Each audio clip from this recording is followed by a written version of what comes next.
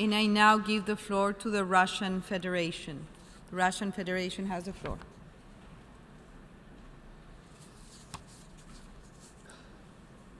You have the floor, Excellency.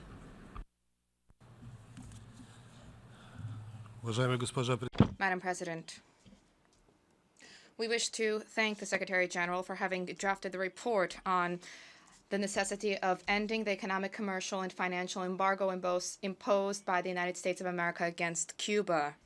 The Russian Federation consistently adheres to a principled position vis-à-vis the relevant General Assembly resolutions, the resolution presented by our Cuban friends. We stand in solidarity with the overwhelming majority of the international community, and we have undertaken targeted efforts along those lines. We vehemently condemn the U.S. embargo against Cuba, and we advocate its prompt and full lifting.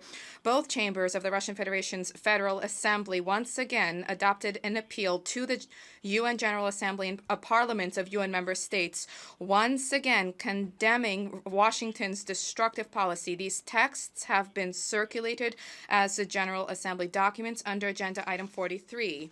We view the persistent trade, economic, and financial embargo of Cuba by the United States as an abhorrent relic of the Cold War and an egregious example of illegitimate unilateral sanctions.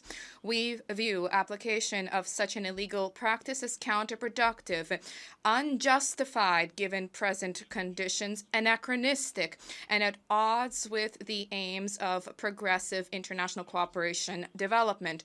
Russia welcomed the decision of the United States of America to abstain during the vote on 26 October 2016 on the relevant draft resolution, as a result of which, for the first time in a quarter century, not a single negative vote was cast.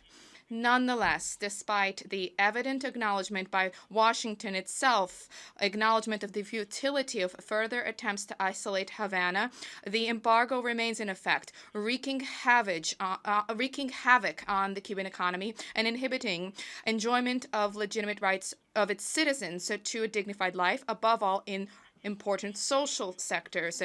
In addition to this, measures to ease the embargo imposed by the previous U.S. administration either have not entered into force yet or are not operational.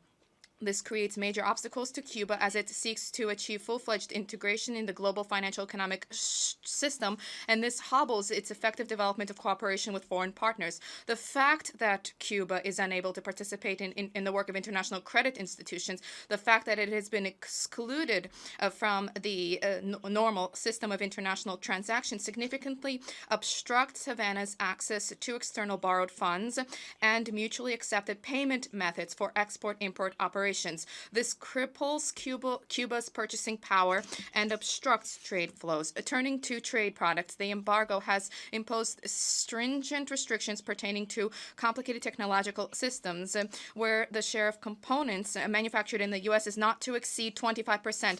This, above all, deals a blow to procurement equipment being received for the oil industry, ICT products, aviation equipment, cutting-edge medical technology, and so on. A major obstruction to the development of trade and economic relations with Cuba is the fact that there is no free access for it to the investment market.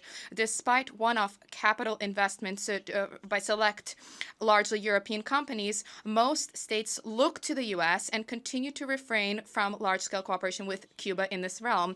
An insufficient major systemic investment in the energy, transport, logistical, and port infrastructure of Cuba significantly hampers Cuban economic development. We trust that under the current U.S. administration, the process of normalization of Cuban-U.S. relations will neither be frozen nor reversed. We trust that the accumulated benefits of rapprochement between Washington and Havana will be safeguarded, and this will be constructively built upon to resolve equitably and on a mutually respectful basis principled issues in bilateral relations.